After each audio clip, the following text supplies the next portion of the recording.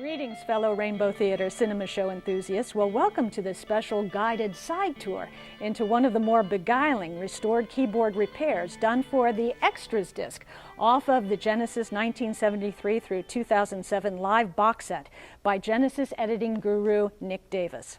Well, as most of you know, my previous analysis videos addressed mainly vocal or lead guitar retrackings or live substitutions of portions of the rare single performance multi-track recordings from the Shrine Auditorium's The Lamb or the Rainbow Theater's Supper's Ready concerts. Well, this is due to Peter Gabriel's partial laryngitis or tour shredded voice, depending on which tour it was, or Steve Hackett's mending severed left thumb tendon and controlling nerve. This comparison tonight is slightly different, though, thanks to the conditions of a finicky, exacting set of electric keyboards and an exasperated artist trying to keep up with his demanding and lengthy live keyboard solo. Well, this particular video is dedicated to reviewing the required 2007 studio repairs to Tony Banks's part in the 1973's The Cinema Show at the Rainbow Theater. When you hear the problems that Tony's equipment was giving him that night during his commanding end solo, you'll quickly see why the farm's resident curating engineer was called in to work his editing Pro Tools magic to make it seamless once more.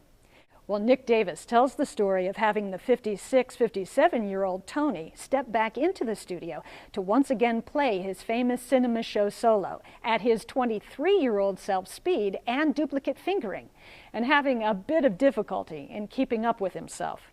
Tony wrote of the Rainbow that, quote, "Trying to play what I had written was sometimes difficult. I was able to work out a version so that I could play them on the albums, and then when we started playing them on live performances, well, they were doubly difficult because the pieces just got faster and faster. This Cinema Show version," he said, "was probably the fastest we ever did it." Nick adds, quote, "We did a couple of keyboard repairs on this version of the Cinema Show, and that it was so fast that Tony couldn't play it anymore. Well, we tried for a couple of hours, and in the end, he did the repair at half speed and played down an octave. This is definitely fun, trying to compare against the unrepaired version. And so that's what we're going to do right now. We're going to take it from the launch into Tony's epic solo and then compare between the two individual songs and see the bobbles and their attendant flown-in repairs. Here we go with the raw version.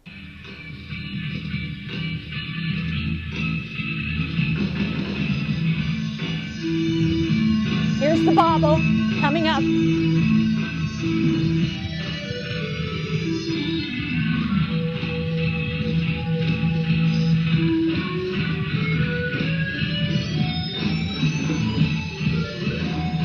Okay, here's the repaired version.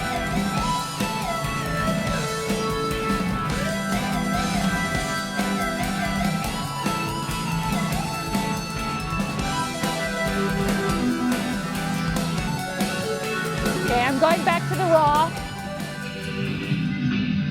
Here comes another bobble. Right there. Here's the repaired.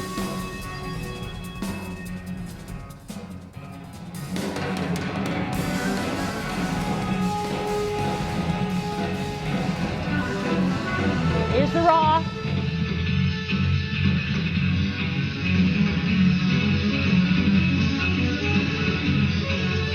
Hear that?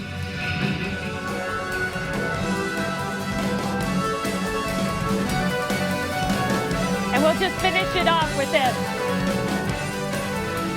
Well, there you have it, the hardcore side-by-side comparison of what was and what it became, thanks to Tony Banks and Nick Davis's day at the office. Well, Nick reports that my very favorite version of the Cinema Show is indeed the one on the Extras disc. And it was played so fast, as you can hear, it gives such incredible energy.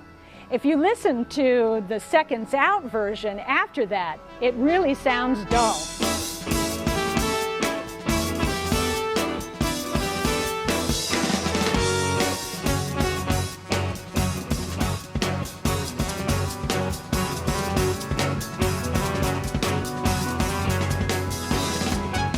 Well, there's no doubt that many of us agree with that assessment, considering that the historic Rainbow Concert also showed what an exceptional live band Genesis was, even in the early days when the musical equipment and supporting technology, or lack thereof, of that era was especially problematic. And considering for all that which was plaguing the band in the early 1970s, the tube circuitry, the early solid-state boards, the nearly prehistoric analog instruments, the self-designed staging and lighting, this concert had very little done to it in terms of revisionist overdubbing. And when it's all said and done, that is the extras disc. It's a beauty. True, there was a technically marred solo replaced here and there like this one, and some hoarse vocalizations on a few of the softer intro sections were recut. But in total, considering that it was a beginning-to-end, full, rare multi-track recording, it serves as an amazing musical time portal into the past for those of us not lucky enough to live in Great Britain and experience the days of early Genesis ourselves. It truly feels, while one is listening to Nick's 5.1 surround sound restoration, that we are all sitting right there in the front row of the Rainbow Theater, enjoying it together. At least that's the way that I feel about it, and hopefully you agree if you're tuning into this series. But hey, remember, no live show is perfectly seamless, but therein lies the beauty of them. As Mike Rutherford has put forth, the stage has been a huge part of our life. Listening to these shows are not at all about spotting the details and the mistakes. The old songs captured the way we could play at the time. That was then, and that is absolutely fine, end quote. And in my humble opinion, the 5.1 surround restoration of the Rainbow Theater concert from 1973 is more than just absolutely fine. It's absolutely brilliant. Well, have a good night, everyone. See you for the Rainbow Theater's version of Analysis, Supper's Ready.